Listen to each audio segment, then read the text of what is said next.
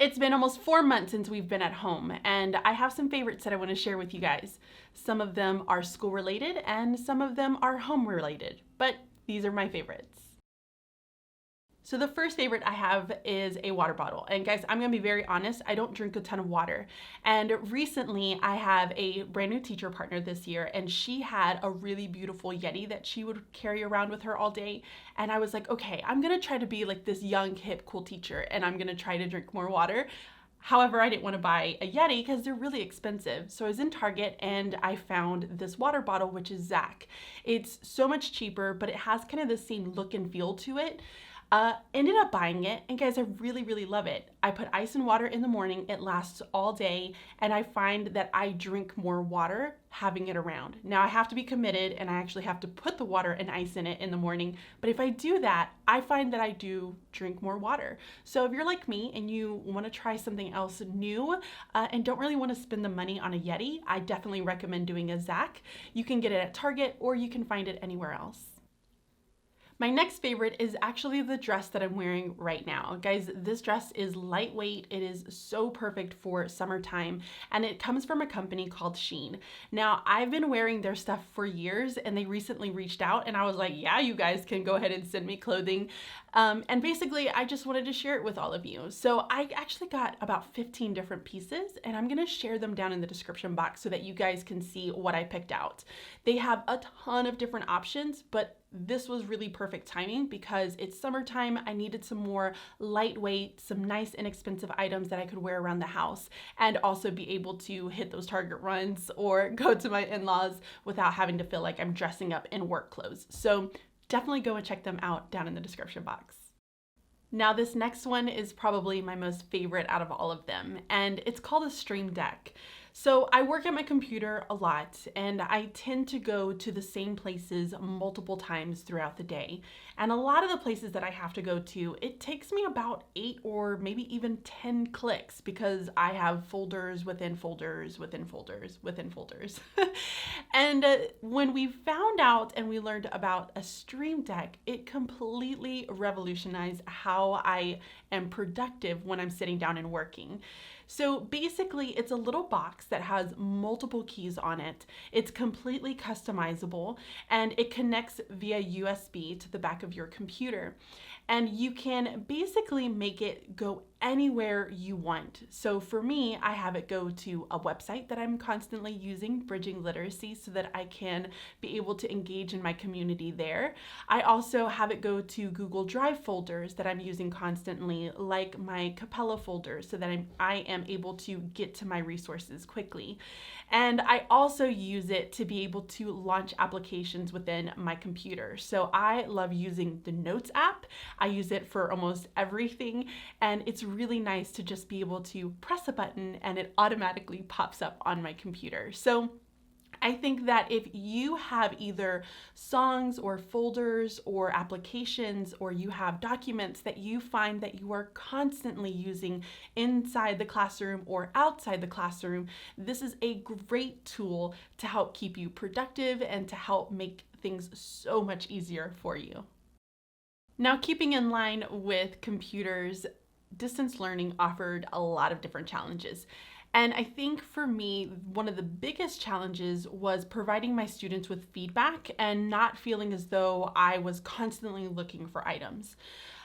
This is where the Rode Micro comes into play. I decided to go ahead and get a small microphone, and I really enjoy it actually.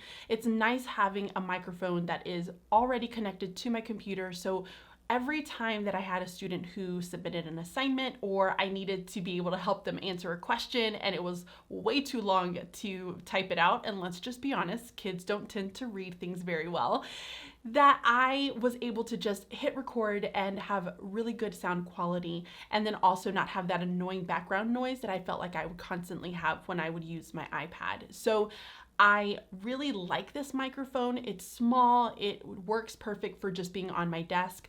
So if we are, hopefully not, I don't want to do this again. But if we have to do distance learning again, then I do highly recommend finding a small microphone like the one that I'm using to be able to give your kids feedback in a timely manner, but also to help make sure that they're understanding things that they're really, really struggling with.